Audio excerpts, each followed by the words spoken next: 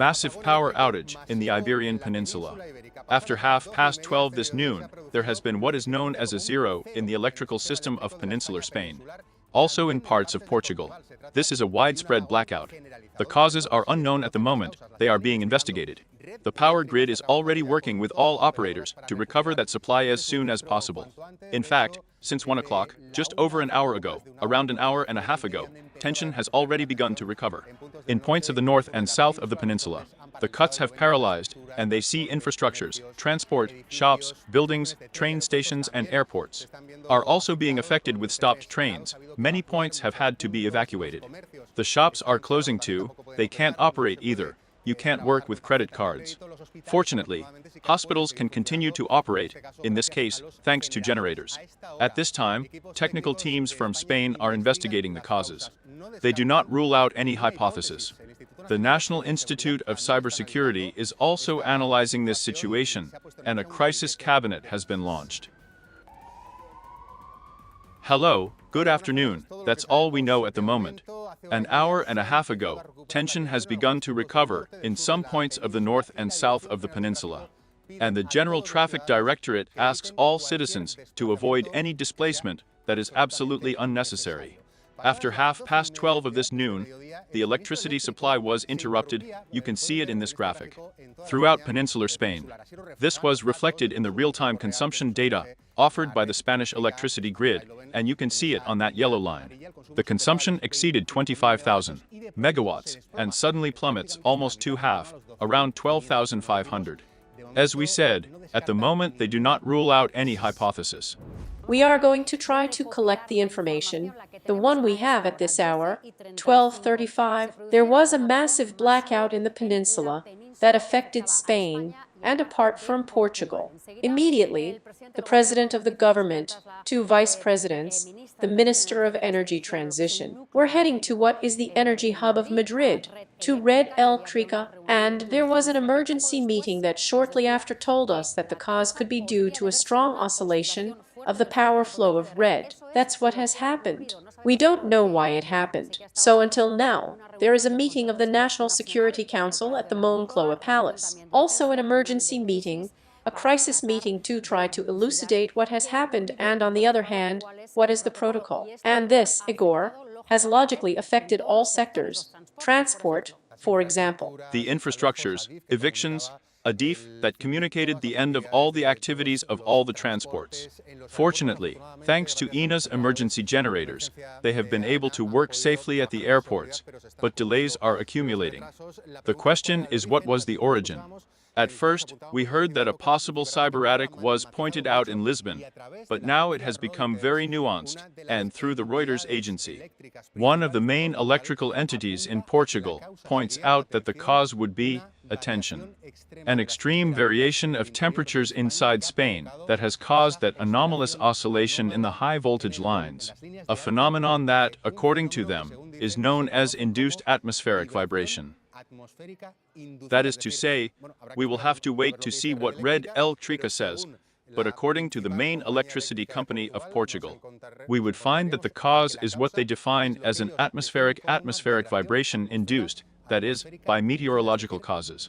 Well, we will have to wait in any case, because logically it was signed up first, as Igor says. We keep seeing images of how this blackout has affected. Shops closed, breakdown in supply, it puts on this poster. The light supply also closed to supermarkets. But I say that we will have to wait, because at the beginning, as you said, a cyber attack was also planned. Some media have assured that even the CNE would not rule out that it has been a hoax, but the CNE itself has denied, has said that it was a hoax, that it was disinformation. We were also talking earlier, you commented that it was important now to be very careful with the information that one believes, because we can only wait for Red Eléctrica to say what has happened. And while waiting, well, those notices, for example. We have been able to talk before with one of the people responsible for the GT, not to move, right, because the roads are another point. Indeed, there are more than 300 points with strong detentions. Not many cameras work. Avoid any unnecessary displacement.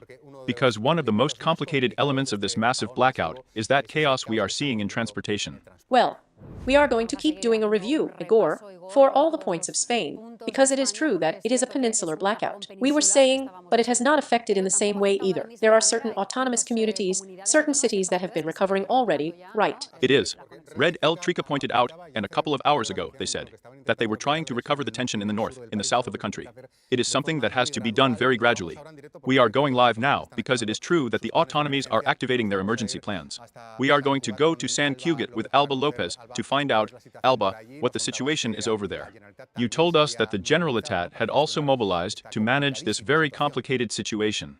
Yes, that's it. And here in Catalonia, little by little, the electricity supply has been recovering, and there is electricity in Girona, Barcelona, and in some areas of the metropolitan area. It seems that this gradual recovery of electricity is going from north to south of this community. Even so, this blackout continues to cause many problems, basically due to the suppression of that railway traffic. It is causing, for example, in Barcelona, there are many queues to try to catch a bus. And, of course, the traffic is very intense, and is that many companies have ceased their activity and workers, of course, are trying to return to their homes. Another fact, for example, in Barcelona alone, the firefighters have made 200 exits related to this blackout. And we have to tell you that at 5 in the afternoon, that crisis cabinet is meeting again at the Palau de la Generalitat, chaired by President Salvador Illa. Faced with the impossibility of being able to communicate with the schools,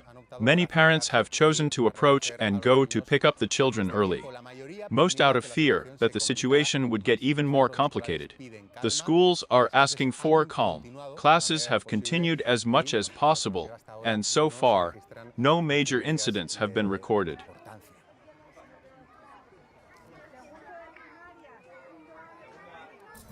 And this is one of the more than 50 rescues in elevators that have been carried out in the province of Valencia. In this case, a woman had become trapped in the subway elevator in the town of Patras. The security guards of the Suburban have forced the door so that I could get out.